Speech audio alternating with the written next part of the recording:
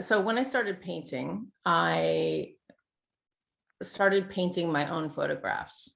Step for you to do that. So I started painting my own photographs, and the intention there was not to basically create duplicates in the long run of my photographs, because I always said to myself, like, why would I paint a photograph when I have the photograph and I took it? Like, that doesn't make any sense. So I used that as a way to teach myself how to paint. Just because, so much of painting is about creating form out of light, and I'm very accustomed to looking at a situation from a photographer's perspective and seeing light and shadow and gauging it. And so, I think I spent so many years being a photographer and analyzing all that stuff all the time that I think it really helped.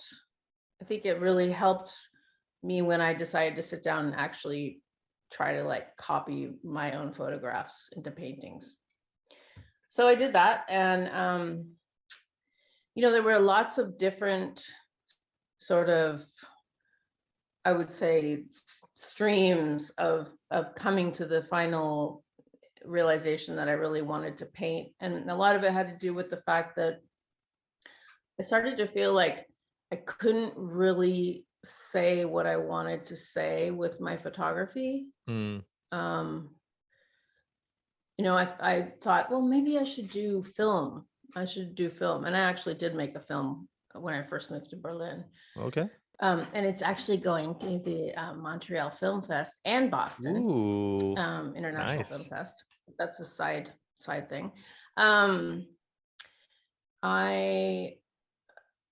felt like, well, maybe, I can't say what I want to say with these photographs. So maybe I should work on, film, or, what can I do? And it was really hard to come to that realization, because it was kind of like I had to accept the fact that, I knew I wasn't working as a photographer anymore, but I finally realized, like, it's not actually, I've got more to say, and I can't say it with my camera.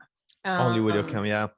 Is that because you think the photo is like a little, it can be too static and it doesn't have the extra? Yeah, and I think the only way I could really get my photographs to, like, I always found I was most drawn to photo mistakes.